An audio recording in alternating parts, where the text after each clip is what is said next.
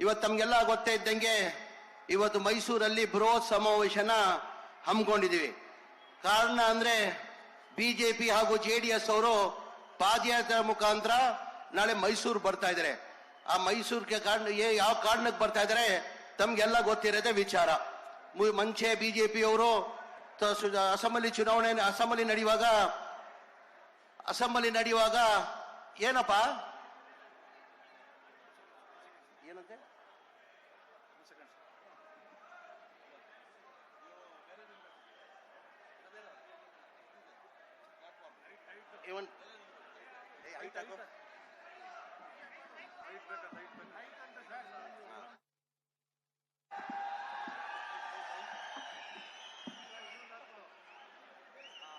ತಮ್ಗೆಲ್ಲ ಗೊತ್ತೇ ಇದ್ದಂಗೆ ಬಿಜೆಪಿ ಅವರಿಗೆ ಯಾವ ಇಶ್ಯೂ ಇರಲಿಲ್ಲ.